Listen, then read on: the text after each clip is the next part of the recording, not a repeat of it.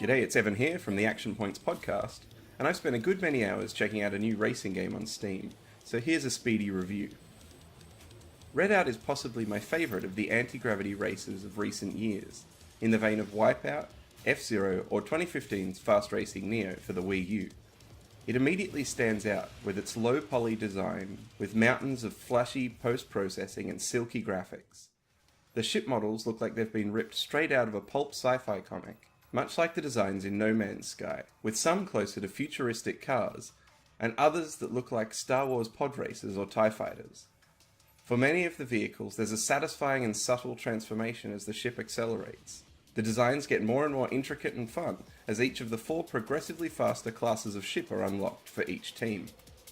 I've never been particularly good at racing games, but I found that I was occasionally getting gold medals on the first try for each event for the first half of the career mode, with the challenge ramping up considerably towards the end. The career mode is made up of 75 events, and both multiplayer and single player net you cash to spend on upgrades and unlocking ships. You can equip one passive and one active upgrade, so if you're having trouble in a particular area, you can deck your ship out accordingly. If you can't stay off the walls, you can buff your shield, or add a repair drone, or if the slippery tracks are giving you grief, you can add more grip. I've heard complaints that the AI becomes unfair as the career mode progresses, but I'm nearing the end without running into any huge difficulty spikes. The only mode that's sending me crazy is the points-based race in career mode that allocates points for various feats during each lap. Placing first across the finish line doesn't guarantee me a place in the top 3 in this mode, so I'm grateful that I can skip events and revisit them later. To encourage the player to swap vehicles every so often, the different teams will offer contracts for 1 or more events in a row, to be completed under a set of stipulations. These offer upgrades or cash bonuses and are the best way to see what each team's ships offer in terms of playstyle. The late stage difficulty comes from the increased speed paired with the more complex terrain. Corners never feel unfair and are always well telegraphed, but creatively designed jumps often have to be memorized, and the first lap with each new track sometimes has to be written off as a learning experience. Also, the jumps and aerial maneuvers don't often function as well across different speed classes, so knowing when to hit the brakes at a higher speed class or jam the boost at a lower speed class is key when attempting a jump. The sense of speed is perfect, and you'll want to play with at least 60 frames per second. Maneuvering isn't so much about twitch response times, but reading the track markers and using the combined turning and strafing dual stick controls to stick each corner without hitting the walls and causing your vehicle to explode.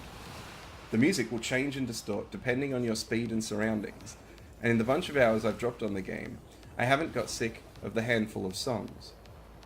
There are 7 event types with variations available, like a survival mode that litters the track with bombs and requires you to pass checkpoints to add seconds to a clock that's counting down, or a boss mode that pits you against every track in a particular world, all linked together with teleportation vortexes. Every effect looks stunning in motion. The environments are simple enough, with comparatively few textures, but the colour wash and retro-future cyberworld designs of laser grids and giant mushrooms are a joy in motion. As of this review, the multiplayer is slightly more limited, with no ability to add bots to fill out the number of races. The developers have been communicating well on the forum discussions, and have suggested that this could be implemented in an upcoming update. They've already dropped the first update with balances, tweaks and bug fixes in response to community feedback. This is the most accessible and fun anti-gravity racer in recent memory. I highly recommend picking it up if you're a fan of arcade races. It's super fast but manageable. It's gorgeous with a unique visual style. I hope you'll join me for some multiplayer. I've been Evan, and you can find me and all things geeky over at theactionpointspodcast.com. Bye! Finish. Congratulations. Silver medal awarded.